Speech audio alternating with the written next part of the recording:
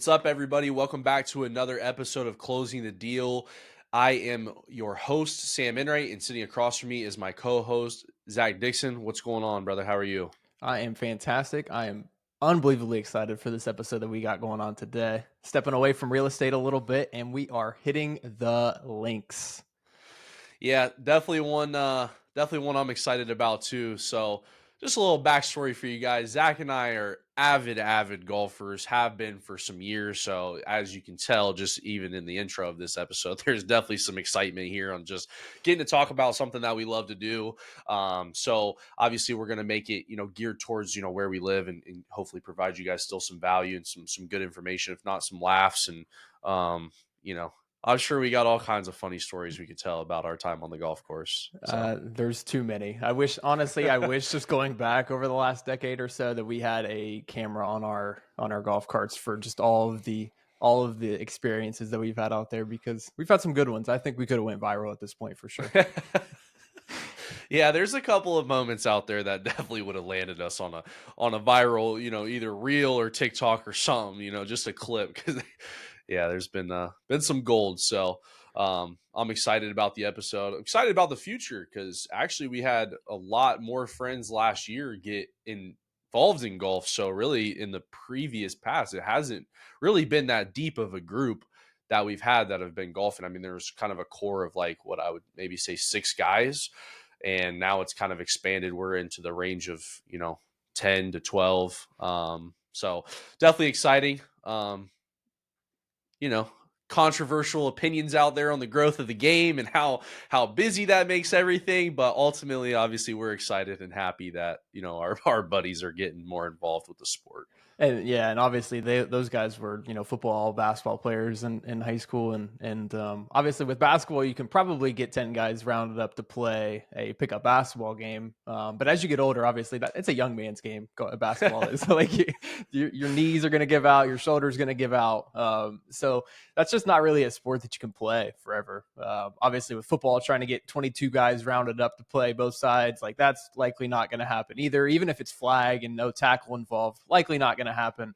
So we've been telling our friends, for the last 5, 6, 7 years to get into golf because again, you could play it forever.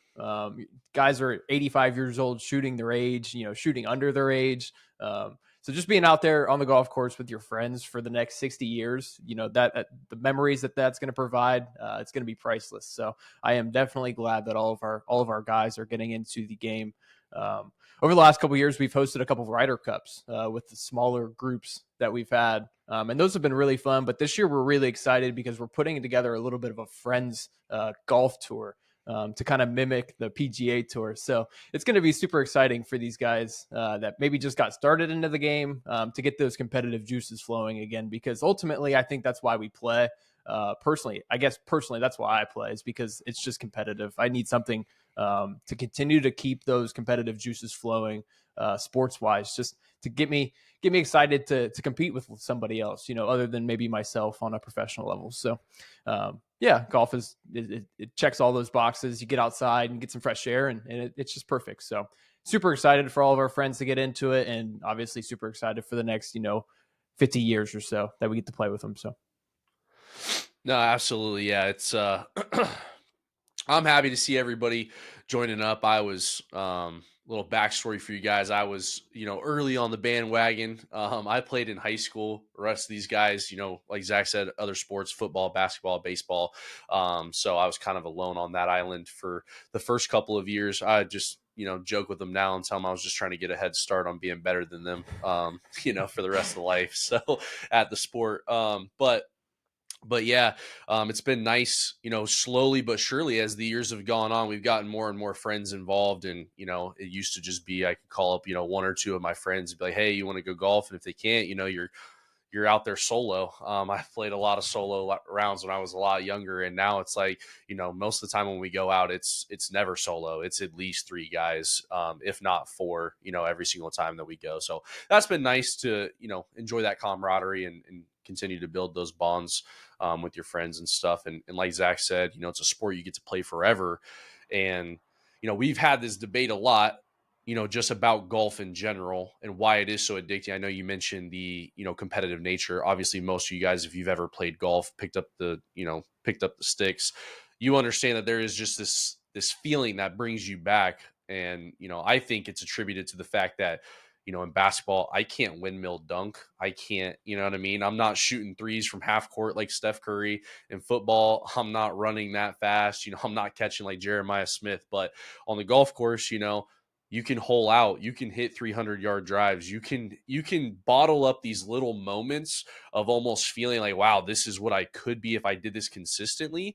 Even one of our friends that just got started this year, he's already literally holed out twice from like 120 yards in the fairway. So like he knows that feeling of like, oh my god, I just drained a wedge shot to make eagle. And it's like, you don't get that feeling in other sports because a lot of us are just limited physically. Let's just be honest. These guys are physical specimens out here playing, these other sports. So not to say that golf isn't athletic, but it's definitely a different game. And I think that's just what makes it unique is you can bottle up that little moment of just like, you know, I hit this one shot and I know what that feels like. That's going to bring me back to try to, you want to replicate it. And it's just so hard to replicate it. But it's like when you do, that's enough juice to keep you going until the next one hits. And you're like, oh, yeah, that was it. I'm trying to do that again.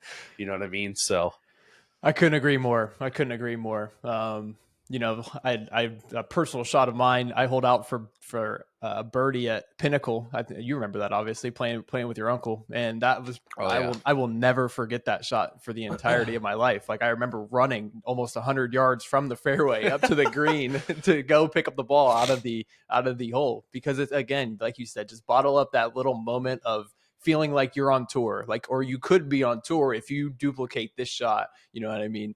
Yeah. 72 times throughout a round. But obviously that's why those guys are on tour, is because they can do it so consistently over 18 holes. And our games are a little bit more leaky, I'd say.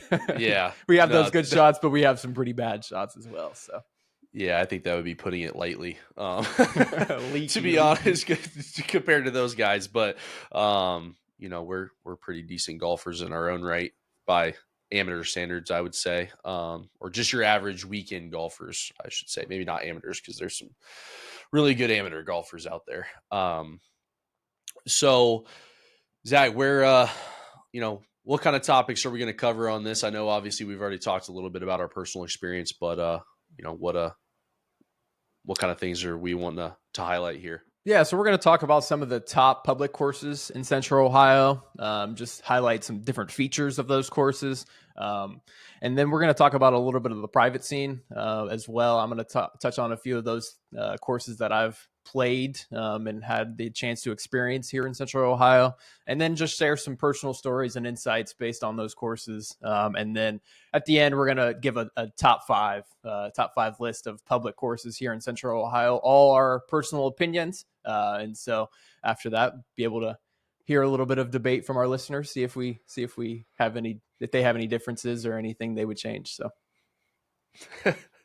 oh man, sorry, that just I was thinking about one of our courses and just one of the things that happened to you personally on it that you refuse to go back to. So maybe we'll drop some funny experiences on the course for you guys, that have come out. But yeah, I mean, getting started, top public courses, kind of give a rundown. I know we're not going to jump into top 5 our personal right now, but what are some public courses out there that you want to highlight? So the public golf scene in Central Ohio is actually really, really good, in my opinion. Over the last few years, it's kind of gotten a little bit of expensive, obviously, with the growth of the game. But we have a lot of good public tracks here in Central Ohio. Just to mention a few: Cumberland Trail, Denison Golf Club, Apple Valley Golf Club. Westchester Golf Club, Darby Creek, Virtues. We didn't even that's always a mainstay on the top courses in Ohio.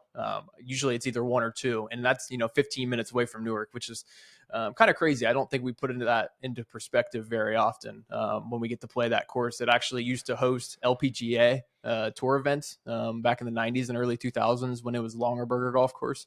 So it's a really, really good track that I think sometimes gets forgotten a little bit. Are there any others that I didn't touch on that you would like to? Columbus has their city courses. There's a couple in there that aren't bad. You know, I'll save the rest because there's a couple in there that are, would be part of our hidden gems. That I think are what I would consider part of the hidden gems in the Central Ohio golf scene. So maybe we'll save those for that segment. For I sure. don't want to spoil it. Touching on one of those city courses, though, Airport Golf Course is located literally right next to the International Airport here in Columbus. And I have some pretty cool videos of standing on the ninth tee and a jet, like a 737 Boeing jet, literally probably 400 feet above me, 500 feet above me as it's about to land on the runway. So that's a pretty cool little track. It's always in good shape, but the location is just really cool. Just seeing, airplanes land on pretty much your head top as you're about to hit your drive on the ninth tee. It's pretty cool. So Yeah, that's definitely one of the unique ones. You don't see that too often. Obviously, great track. I haven't been there in a couple of years, but always enjoy it when we go out there and play. Um, so, what about some private courses? I know, working in the Columbus area for, the real estate company, you've had the pleasure of getting on some of the best public or private courses in, kind of the Columbus area. So touch on a couple of those that you got to play. for sure, the number one, I got to be a member at Brookside Golf and Country Club in Northwest Columbus right out of college for a few years, and that was a great experience. It was a little bit of a country club feel, but there was some really good golf. It just felt pure every time you stepped out there. You put your headphones in, head to the range, and just smack balls for hours on end, and then head over to the putting green and just putt for hours on end, and then head to the first tee and go play 3 holes and be done, or play 5 holes and be done. Or don't even have to play 9 or 18. So that was a really good track. They actually host the U.S. Open qualifier every single year. So the Monday after the Memorial Tournament here in Columbus, Ohio, the U.S. Open holds open qualifiers for anybody that has a handicap that's low enough to make the U.S. Open. And so you can go play alongside pro guys who just played in the Memorial literally 2 or 3 days prior to this, and that they're trying to earn their spot into the U.S. Open, which is going to be 2 weeks after the Memorial. So it's really cool to see those guys play your home course. I think my best score that I ever shot at Brookside was a 78, and these guys are out there shooting 62, 63 like it's their day job. And disclaimer, my 78 was not from the same tees that they're playing from as well. So played probably about 500 yards shorter, and they were 15 strokes better than I was. So all in all, it was just really cool to be able to follow those guys around. There's no ropes out there, so you can literally walk 5 feet behind the player and the caddy, listen to what they're talking about, and just see how they play the same golf course that you play. You're hitting the same shots that they hit, and just seeing how different it might be for a pro guy versus your own game. But some other privates that I've played, I've gotten the chance to play Kinsale Golf and Fitness Club in Powell. Have gotten the chance to play Jefferson Golf and Country Club in Blacklick. Both great tracks, but I think my favorite private that I've gotten the chance to play is going to be the Country Club at Muirfield Village. So obviously you guys are familiar with Muirfield Village Golf Club hosting the Memorial Tournament every June here in Central Ohio. Jack Nicklaus's famed home golf course, as he was from Upper Arlington here in Columbus. And so then he built a second course pretty much adjacent to the Muirfield Village Golf Club and named that the Country Club at Muirfield Village. And I've gotten the chance to play that. Also a Jack Nicklaus design, great track, always in great shape. But that is probably my number one favorite private here in Central Ohio. Have a few more that I want to check off the list, most notably Muirfield Village Golf Club itself, and then Scioto Country Club as well, which is located in Upper Arlington. And that is actually where Jack Nicklaus learned to play the game as a child. So They actually have a plaque on the driving range for Jack, and pretty cool little place that actually just underwent a full restoration a couple years ago to get back to their original Donald Ross design. So I've heard it was a great track before, but I've heard it's even better moving forward. And that track is actually also hosting the 2026 U.S. Senior Open, which is coincidentally the first senior major that Tiger Woods is eligible for to play in. So we could have Tiger Woods playing in Columbus, Ohio next summer, which would be a great treat for all of us golf fans here in Central Ohio. Absolutely, that would be one to knock off the list. Getting to see the big cat in person. Never had the never had the pleasure myself, so definitely one, before he hangs them up, that'd be really cool, and obviously a great place to watch it at. I've never seen Scioto myself personally. It's as Zach refers to, probably one of the more exclusive courses, in the Columbus area. So yeah, I have gotten to play a couple of privates, as along with Zach. I got to play Brookside. I always loved that track. It's one of my favorites that I ever played. We went and played Pinnacle Golf Club with my uncle a couple years back when he was a member out there. I got to play some in high school. Actually, the one course that Zach mentioned, Jefferson Country Club, I'm pretty sure I shot like 134 my sophomore year out there. I think it was like it was bad. I had 70 on one side, so You I came was a not a long very way. good, yeah, not a very good golfer at that point in my life. So I don't probably had no business being on that course other than just being blessed to be playing high school golf. Haven't been back since. Would love to get out there, but yeah, I mean, you can't beat private courses. There's just a feel about them. I guess we should probably mention the one private that we have both played that is local to our hometown. They actually recently just moved, but Mound Builders Country Club used to be right here on 30th Street in Newark, and they actually just bought up a new piece of property, a golf course, basically on the other side of Newark to make their new home. So be interested to see how they adapt and adjust things there. They were in a long-standing battle with, I don't even know. Ohio History Center trying to Yeah, take Ohio back. History Yeah. Center. It was built on old Indian mounds, and so there was a lease put in place, and a bunch of illegal stuff that we don't even really understand or need to get into. But I guess the time finally came that it was time for them to move off the property. So, but that was always a good track, and what I really liked about Mound Builders, and I hope that they keep it at their new location, is that Mound Builders was infamous for no tee times. I was a member there probably 2 years ago, 3 years ago, and they had really good junior golf prices. But you literally would just pull up. I mean, as long as you didn't try to tee off at like 10 o'clock on a Saturday, you're basically just pulling up and strolling right up to the first tee and you're going. And very rarely are you getting blocked and, that sort of thing. So I did really enjoy that part of it because I know private golf, I know you can speak to a little bit on Brookside is just, if you're fighting for those tee times and stuff, it can get a little difficult trying to pre-plan out your tee times weeks in advance when you don't even know what the heck's going to be going on in your life. At that point in time, it's annoying. Let's just, I'll just say it what it is. It's annoying. Very much so. Obviously, that's changed with the growth of the game here in Central Ohio. Just having to book tee times at public courses, like you mentioned, weeks in advance to be able to get a weekend tee time at the course you want to play. The nice thing being a member at Brookside was the fact that on a Friday night, if I wanted to play the next morning, I could definitely get on there and find a tee time. No doubt, 100% about it. Public golf here in Central Ohio, that's not going to happen.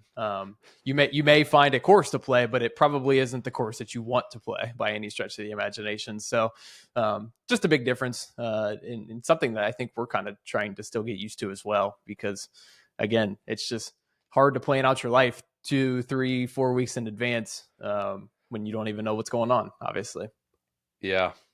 Yeah, that is one thing that's been rather unfortunate, obviously. And again, I touched on the beginning there, is a little bit of controversy out there for guys that have been in the golf world for a long time. Some people are enjoying the growth of the game and some people are, wishing for it to scale back. I think COVID was a huge booster of golf in general. When you're not working, don't got a lot going on, and indoors is not an option. Outside became the thing, and a lot of people, kind of made their way into golf that weren't there before. So it's definitely been an adjustment period. And yeah, like Zach said, if you're finding the tee time on Friday night to play Saturday morning, you don't want to be playing there because that's just reality. Because if that's the only place that's available, there's a reason why that's the only place that's available. Couldn't agree more. Could not agree more. And just going back on the Newark Country Club scene, I think that move for Mound Builders is going to be a really, really good one. I think that the biggest obstacle that they need to tackle is just the golf course as a whole. But I think a nice country club is something that's very, very much needed in Licking County. In in accordance with all of the growth that's happening here in Central Ohio with Intel and Honda and et cetera, et cetera. A lot of people are going to be moving to this area, and so just having a country club kind of readily accessible in all kind of parts of the area of Central Ohio is a necessity in my opinion. And so obviously that move is going to be a good one for them. I think they have a really nice foundational setup at the new location with facilities and pool and things of that nature. So as long as they can get the golf course in shape, I think that they're going to have a successful time out there. Yeah. Yeah, I mean, they put a lot of money into that over the course of the last 5 to 10 years, like the infrastructure outside of the golf course itself. I mean, I don't know if they built it, but I mean, they renovated the whole clubhouse. I mean, they've taken on a lot of weddings. Mm-hmm. That's kind of their thing now too, is they do weddings out there. Like Zach said, they have a pool. They even have guest house that you can stay at. So, they definitely have that, and those amenities are nice. Like it's not just, yeah, they just built some janky pool. Like, no, it's nice out there. Yeah, the golf does leave a little bit to be desired. I'll just be honest with you. So I'm definitely intrigued to see, what comes of it. I don't want to. I won't speak on it. I'll remain optimistic. I just, I'm curious. So, I'm remaining optimistic as well. I'm remaining optimistic. I mean, I hope so. Yeah, I just, by my calculation, it doesn't look like a lot of space, and unless I not seeing, unless I'm seeing something that just, unless I'm not seeing something that's there, I just 5,400 yards for a country club is. They're gonna have to get some land moving machines out there. That's for sure. Oh goodness, yeah. Well, again, we're gonna remain optimistic. Oh, So, absolutely. So what are some hidden gems in Central Ohio area that you would consider, based on value or based on condition? What are some hidden gems? so starting with hidden gems, I guess I gotta go to two that are. If you're from this area, Columbus and Newark, there is a little zone in the middle of those that I think hosts two hidden gems when it comes to price, quality, and availability. I would say those two would be the Links at Echo Springs and Kyber Run are two that stand out to me personally as hidden gems. Last year, you could still get rounds for under $60 for 18 for both, and that's during prime time, on your Saturdays. Uh, the Links at Echo is a little bit more expensive than Kyber Run, but both are great tracks. They have a plethora of different tees, so I'm pretty sure the Links at Echo tips out at 7,200 and Kyber tips out at 66. So, both have good length if you're a longer player or if you're a better player. And then they also have, tees where you can move up if you're more of a beginner and you don't want to see the whole golf course, that sort of thing. So, that is one nice part. And again, price. Price is a big point I think that we'll touch on in this episode because we have seen some of our favorite courses jump up to price ranges that are a little ridiculous in my brain. But, like Zach says in the real estate business, the market, people dictate the market. So if you're willing to pay it, then that's what they're going to keep the prices. And obviously, these places have not seen a fall off enough in their activity and tee times in order to lower the prices. So, places like that are like Cumberland and Denison, while very nice courses, you're pushing $80, $90 a round for 18. So if you could save yourself $40 and play something that may be a little bit less quality, but is still going to challenge you, you're still going to get, a good quality of a golf course, in my opinion. That would be something that, maybe not a lot of people talk about, but those would be two that jump out to me as hidden gems. What about you, Zach? Obviously, those two are one of some of my favorites as well. But I think the other one that isn't necessarily on this side of town, but is on the west side of town, is going to be Darby Creek, and that's in Marysville. Still a really good price, still under $60 in prime time, and obviously the condition for me personally is what I'm looking for. Am I going to have putts that are going to be bumping and not rolling smoothly all the way to the hole, or is the ball going to roll smoothly how I see it, rolling? And obviously Darby Creek, Khyber Run, Links at Echo Springs are all three examples of having really, really good greens at a really good price. Darby Creek is a little bit further out there for us, but it's a great track. The first 9 is like a link style, so not much trees anywhere. Pretty much hit it anywhere, minus tall grass, stuff like that. And then the second 9 is actually kind of more your Parkland style with tree lined fairways and tight holes and just penalties in different specific spots. So a good switch up from front 9 to back 9, and I think that's part of the reason why I enjoy it so much is just a little bit of a difference in the golf course when you make that turn. Yeah. Yeah. I mean, it's a great track. I love Darby Creek. And like Zach said, quality to us, and we've talked about this, him and I, is really greens. I mean, that's really it. You can have, I don't care if you got, bulldozer marks in your fairway, or I mean, obviously it's not great, but ultimately I care more about, what are the putts going to do on the green? Are you going to be, you got spike marks? Are you going to a place that whatever they do, they don't enforce it enough, or they don't have the culture at their golf course to take care of it, that sort of thing.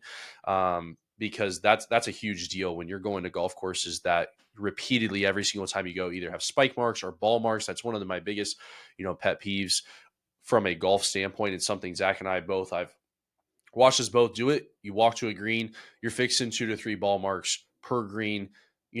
Obviously on some of the nicer courses, you don't have to do that because they don't exist, but that's just kind of our mentality is, leave it better than what you found it. So, putting ourselves in that position to fix a couple of those is big time. But some courses, I mean, you could walk around that green for 10 minutes and fix not even a quarter of them. I mean, it's ridiculous. So, PSA to all you people out there that are joining in the golf world, we're glad to have you, but, clean up your spike marks and clean up your divots on the green, or your ball marks on the green, and divots in general. I mean, take care of the course, I guess is what I'm saying. And they'll take care of us, I feel like, because there's some courses out there that are nice. They have good layouts, and one's coming to mind. I'm not going to name drop it, but one's coming to mind that it has the potential to be a lot better quality. In whether that's just, again, culture building inside there to where the employees are not taking care of it, or you're not holding your golfers' feet to the fire enough and they're not taking care of the course. But you could walk the surface of every single one of those greens of that course and be out there for 45 minutes fixing ball marks. I can guarantee it. So again, fix them. That's my biggest thing. In addition to fixing them to keep the course nice, there is an old wives' tale that says every single divot you fix, you put a birdie into your bank for the future. So every single divot you fix means you're going to make a birdie later on in life. So fix all the divots you can, you're going to make a bunch of birdies. Yeah, that's how I feel too. I'll walk to a green and I'll use that as my motivation. I'll be like, I've fixed 3 or 4 right now. I'm bound to drain this putt. But honestly, So though, it's frustrating when you try to go make a putt and you feel like you hit a really good putt and you read the putt right, and then it hits a bump because somebody didn't fix their divot mark, and now it's not going to go in, even though you hit a perfect putt on the perfect line at the perfect speed. So it is a little bit frustrating to see courses that should be in tip-top shape that are not, unfortunately. for sure, yeah. I mean, you got to take care of them, and make the job for the courses a lot easier. I mean, that's if you're not fixing the ball marks and the spike marks on the green, and they got to go do that every night. That's a lot of work for a ground crew to do every single time. So it makes it a lot easier if you do your part and take care of that stuff out there. So golf course etiquette, I'm a big manners person, so golf course etiquette for me personally is just huge. So, making sure you're taking care of those things. One more hidden gem I did want to mention, and I have come around on this golf course because it was on my hate list for a while, but Turnberry Golf Club in Pickerington, Ohio. Had a really great experience out there last year. It's a great track. It's got a good layout. I know I've said it doesn't before. There are a few quirky holes, as there is with most golf courses, but that is one of the better ones. And again, another course you can get around that $60 to $50 range for 18 during prime time season. So those courses, when you can lock those up, you're going to feel good about it. The Dennisons and the Cumberlands, those are more of a treat, once every couple of months, at that price point. But, those hidden gems, those are things that we use a lot in this area. If you want to play golf consistently, almost, you gotta, because it's expensive. For sure, for sure. I'm gonna just touch on my personal best round ever. Actually, just came this past summer. We've been joking. I got married in May of 2024, and right before our honeymoon, we went and played 3 or 4 rounds just in the time that I had off right before the honeymoon. And I played some of the best golf that I've ever played in my entire life. And then went on the honeymoon, played a decent round down there in Turks and Caicos, and then came back and shot my very best round ever, which was a 73 at the links at Echo Springs, 1 over. So I was actually 2 under through 12. I made a 60-foot birdie putt on the 12th hole to go 2 under, proceeded to give her back right on the next hole, made bogey. So I'm 1 under through 13. I made another birdie on 15 to get 2 under through 15, which is by far the best round I've ever played in my entire life. And then, so I made a bogey on 17. So I'm 1 under going on to 18T. All I wanted to do was shoot under par. Honestly, that was really the biggest goal, was make par on 18, shoot 1 under, and that would be a good 71.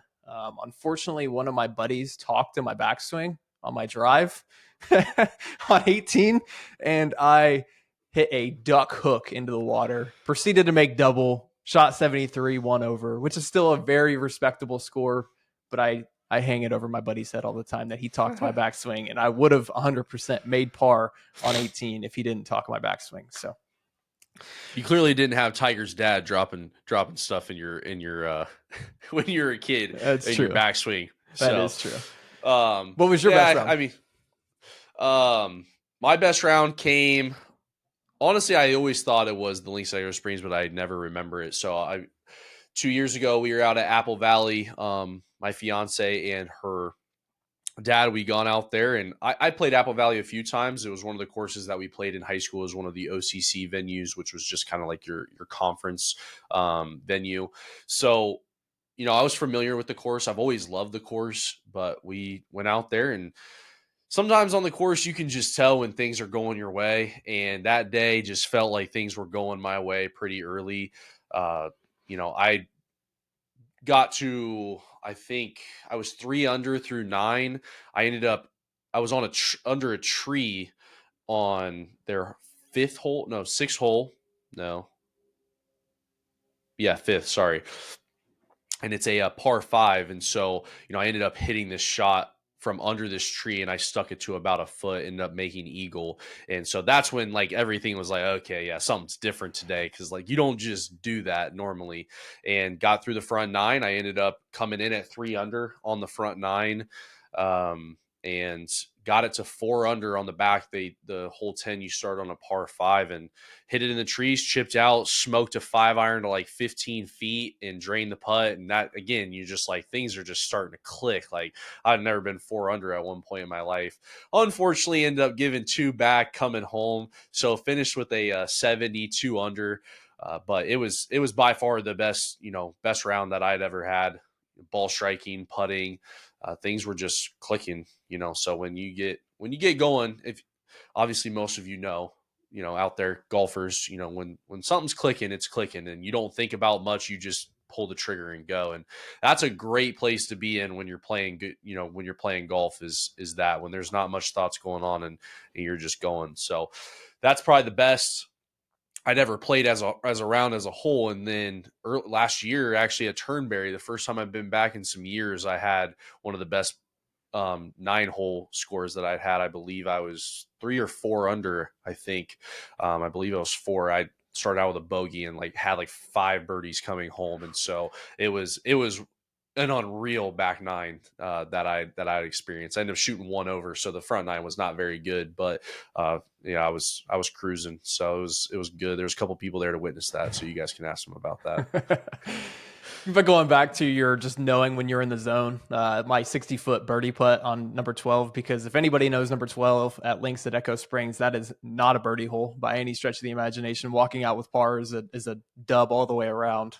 So Yeah. when I hold that 60-foot birdie putt, I'm like, all right, I know something's good. Something good is going on here.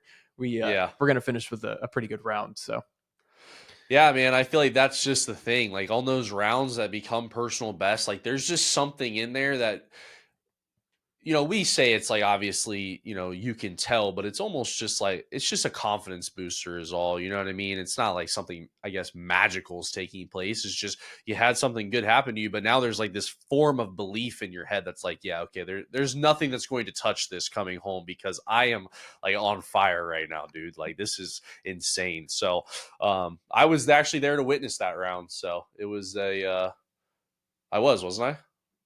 you talking about mine? Yeah. Oh no, that was actually just me and Jules. Me and Jules. So following up on that though, what are some memorable rounds that you've had, or just maybe something funny that you've had happen on the golf course? Anything coming to mind on that? Yeah, I got all kinds of funny things. So, I mean, I started golf when I was just going into my freshman year of high school. So, at the age that I'm at now, it's about 15 years ago. So, in that time period, you do have a lot of things that go on. Um, I don't want to throw anybody under the bus, in this segment. So, but I have seen some funny things. We had one buddy who absolutely smoked a drive into a guy's ear when we were out at Apple Valley. I mean, this thing like popped up off the ground and just smoked Buddy on the air. And the funniest thing is I'm pretty sure we were down there because he was re-teeing, I think, Yes, wasn't he? 100%. Yes. So we were already down the fairway, and these guys are coming up this way. We're driving, and he hits, and we just watch this thing bounce into the cart and just it grazes this guy's ear. It's hilarious.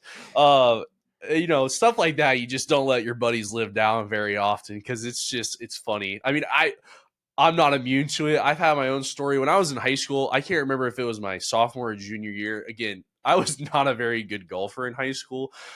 Before my senior year, I probably averaged like 110 to 100. And one time there was this mom following us because her son was playing in my group, and she's like standing probably, I don't know, 15 feet to the right, maybe 20 yards away. And I just absolutely cold hard shanked one and drilled her in the side. Obviously, looking back on it, it's hilarious. But in the moment, I don't think there's a worse feeling than drilling somebody's mom on with a golf ball and she's staying 15 feet away from you. So, stuff like that is always funny. I mean, I'm trying to think if there's anything else that stands out. I'll think on it. What about you? What's a couple of funny ones that you got? I know I remember this one to a T. I remember you were there too. We were not even 16 years old yet. We did not have a driver's license. I have no idea how this golf course allowed us to have golf carts at 14, 15 years old. But we weren't really worried about the golf at 14, 15. We just wanted to drive a motor vehicle, just something that had a motor. So we were really more excited to get out there and drive the golf cart. And we were playing at a golf course that is no longer here anymore.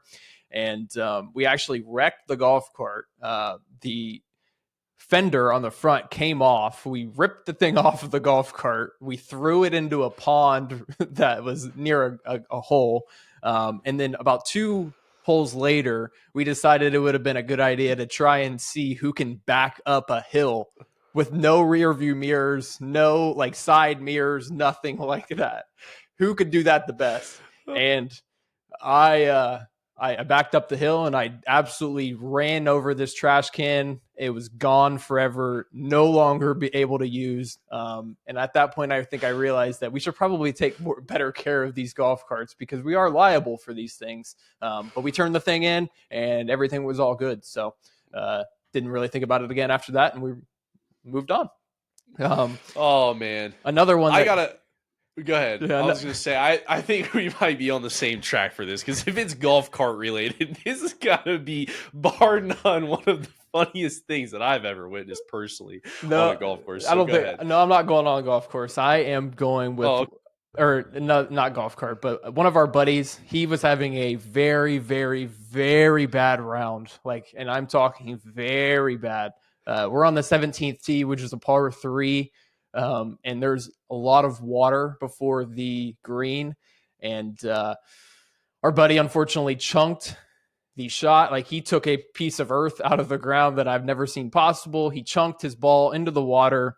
He immediately took the tee marker and chucked it into the water. And all three of us playing with him in unison yelled, "Let's go, Tiger!" And it was truly the most timed, perfect response could be possible in terms of he just looked around at us so mad, so angry, and we just died laughing. We couldn't get enough of it. But that's usually what happens is, having fun at the expense of one of the guys that are having a bad day that day. And you just got to take it in stride, because one day you're going to be the worst golfer of the group. No doubt about it. Just, it's how it goes with golf. You're going to play bad some days, and the expense is going to be at you. oh yeah. No, we've all had those stories. I mean, we can get to memorable, terrible rounds for me, but the one I wanted to touch on, because this is just funny, the one I thought you might mention is we were playing in a golf outing with my dad and my uncle. And so golf outings obviously are notorious for, everybody's having a few drinks. And so there's this golf, it's basically the cart path comes around like this, but there's a hill up here that you should never drive down, but they chose to drive down. So my uncle's driving the golf cart, drives it down, and goes to turn to cut it onto the path, and this golf cart completely flips over.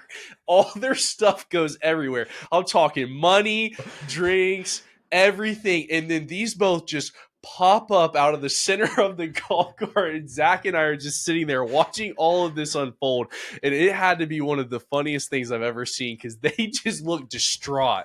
And I don't know why he thought that he could come down a hill and just cut it, but he did, and the whole thing flipped. And so, I mean, there was money in the air, drinks all over the place, golf clubs going awry, and then they just stand up out of the center of the golf cart. And I'm just like, dude, you guys are something else. So that was a funny one. Yeah. So all kinds of good stuff's happened. I mean, I've broken clubs myself. I mean, never snapped one over my knee, so I haven't really gotten the satisfaction of like a real club break, because every time I've done it, I've just slammed it on the ground. So, yeah, you're trying to slam the club, but you're not intentionally trying to break it. I mean, if you snap it over your knee, you know what you're trying to do. Yeah. You don't want that golf club anymore. Like, Unless so it's impulsive. I can't confirm. Those do happen sometimes. Impulsive just snaps over the knee. Have done that yeah. before. Yeah. Well, in that moment, you didn't want that golf club. Yeah, You're you're like, right. yeah, I You're do right. not care about this thing. I will snap it. So, I mean, I think I've broken 2 or 3 in my life. Again, just slamming, did you even mention that story about the Let's Go Tiger, that he snapped the club over his knee and threw it in the water? Oh, no, I didn't. No, I forgot about that part. Yeah. It was the club Oh, it was the club and the tee marker. Both. yeah, Yeah. that 8-iron's like buried in the lake I'm pretty on sure that he still course. doesn't have an 8-iron because of that. I'm almost positive. Oh gosh. No, that was good times. But yes, I mean, like Zach said, it's always going to be at the expense of whoever's having a bad day. I know him and we've both had our fair share of bad days, and it's hard not to sit back in that cart and just laugh at the things that either come out of your mouth, or just the absolute absurdity that somebody's willing to say when they're frustrated with golf. It's unparalleled. I will say that. So I've heard some pretty obscene things come out of people's mouths when things are not going their way. And it's really hard when you're just riding along, having a great time. It's hard not to objectively just sit there and crack up. But I've been on the receiving end, and it pisses me off when people start laughing too. I'm like, haha. Yeah, real funny. And especially too when you're playing a good round and your partner's having a very bad round. Like, it's just, Yeah. there's a happy medium, a fine line. Like, you just gotta, keep your energy. Yeah. No, absolutely. Absolutely. Well, I would say it's probably time for us to reveal our top 5 list for the listeners of places to check out in Central Ohio. So obviously, there's other courses we played in Ohio, but these are all probably within an hour to hour 15 drive from Central Ohio. If you're in Columbus, draw a circle, hour 15. That's the courses we're going to list in this segment. So Getting started, I will go 5-1. My number 5 is going to be Darby Creek in Marysville. We just touched on that one a little bit. Good switch up from front 9 to back 9. Really good condition. One of my favorites. Number 4 is, for me personally, I think this might be controversial, is going to be Virtues. I really, really like it. I like the layout, and it's just pure golf out there. But the cost, it brings it down a little bit. Just for me personally. Number 3 is going to be Denison Golf Club, which is now owned by Denison University. Was designed in the early 1900s by Donald Ross, who designed Pinehurst, Seminole Golf Club, some other ones.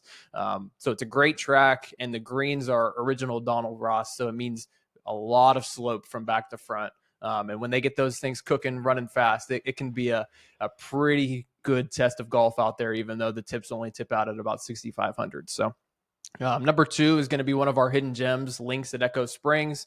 Obviously, it's high on my list because I play well out there every single time I play. The condition's always really good, and I like the layout as well, too. The first few holes are kind of the parkland, tree line fairway, but then you get into the rest of the course is just pretty much wide open.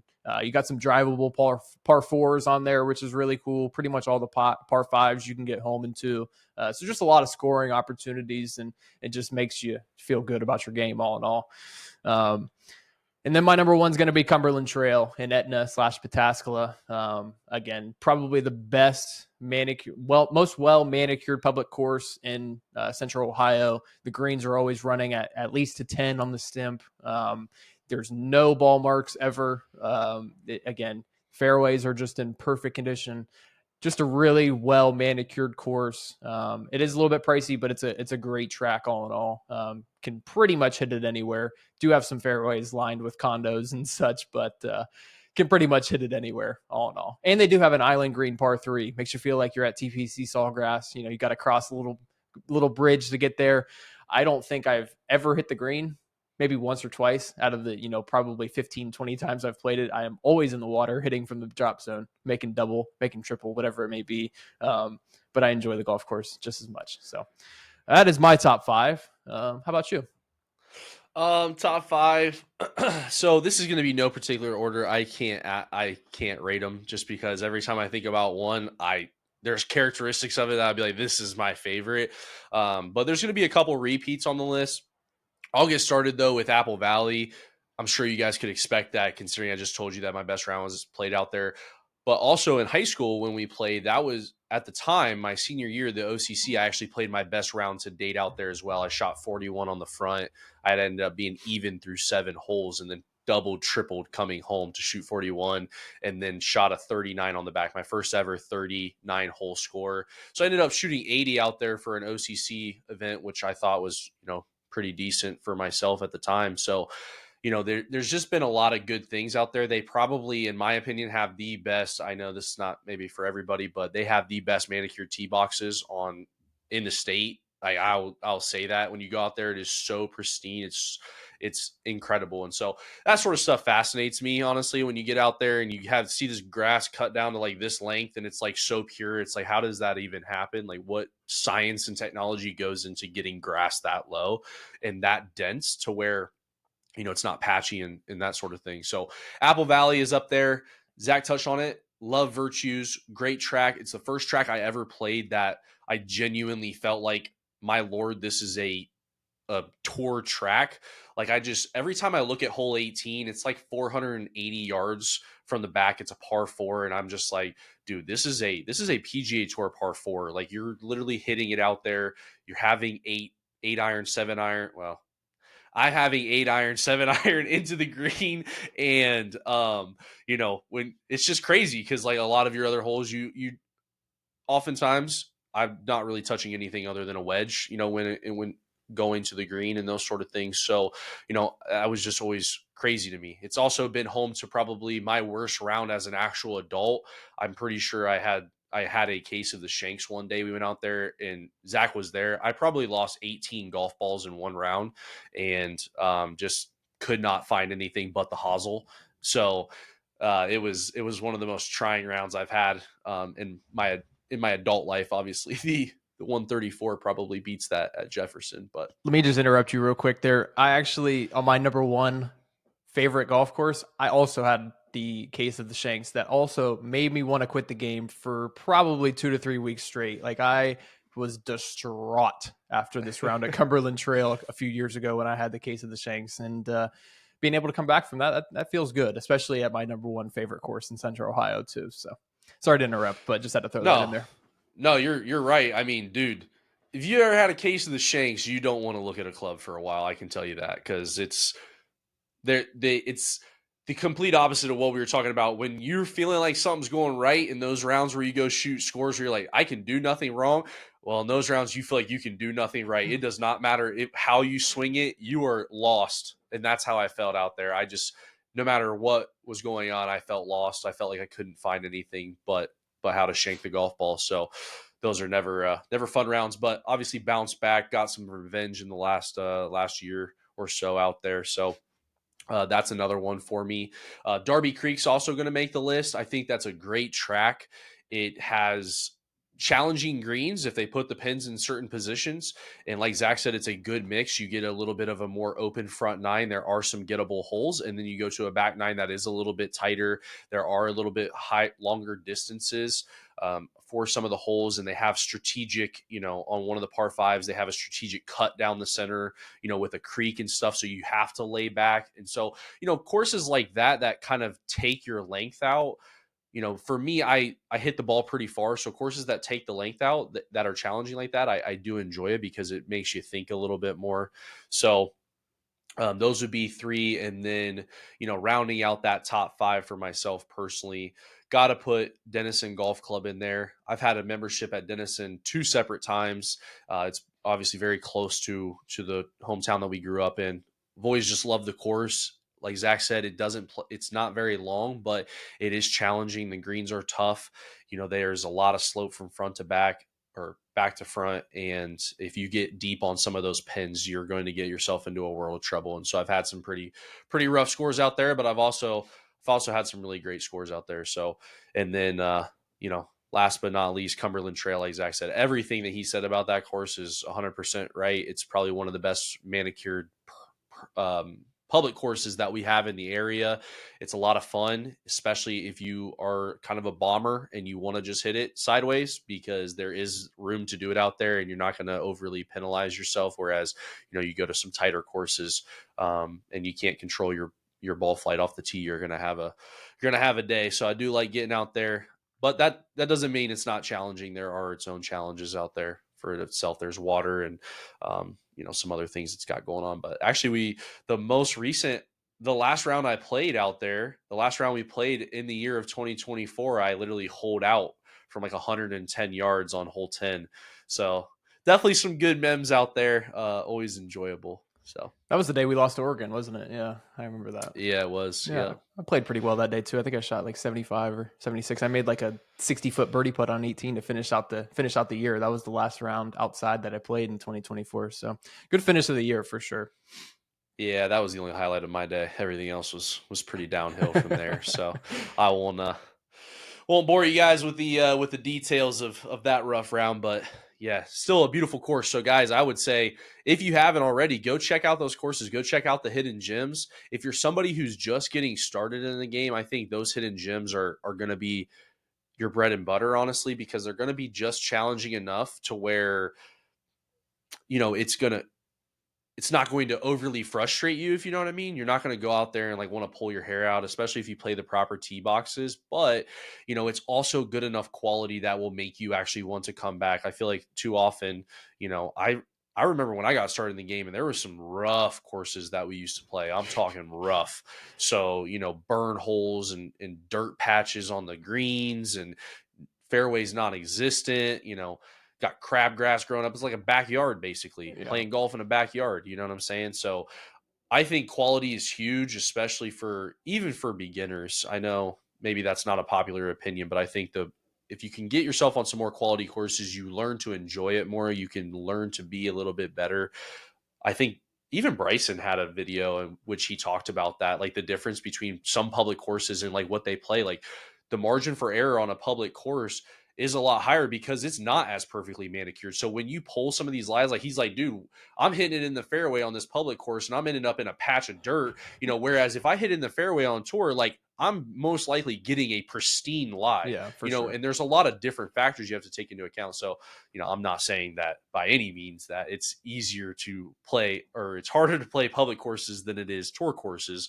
I'm just saying from the quality standpoint, those things do help. And if you play higher quality golf courses, I think that helps turn your game, get you better quicker, in my opinion. And just makes you enjoy it a little bit more too. You hit a good putt, you see it go in the hole, then you see the benefits of that. You know what I mean? Like if you hit a good putt on a bad course and it doesn't go in the hole, it frustrates it a little bit. So Oh I yeah. think just playing nicer conditioned golf courses gets you more excited to play. All in all, just going out there and playing, whether you play good, play bad, doesn't matter. It just gets you excited to go play and step on some good grass and good greens and all the above. So No doubt. Yeah. I can't recommend what any of the courses that we talked about enough. Again, some of them you'll go look. They are a little bit more expensive. So, I would look into that hidden gem list if you're in the Columbus area or Central Ohio area.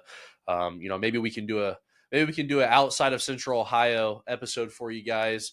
Maybe when we get some more under our belt. We did make a trip up to Northeast Ohio this last year for one of our guys' bachelor trips, and we got to play a couple of awesome tracks up there that the prices would surprise you as well as the quality. mhm. So Northeast Ohio is a hidden gem in Ohio for sure, in my opinion. There's a lot of great tracks up there. Excited to get back up and experience some more of those. Absolutely. We also went to Pinehurst, North Carolina last year for a bachelor trip. That was a really good trip. Found some hidden gems down there as Oh well. yeah, For obviously that's a mecca of golf in the United States, but obviously the price is represented as well. But then there is some hidden gems as well that were in really really good condition that we found for a steal of a price as well.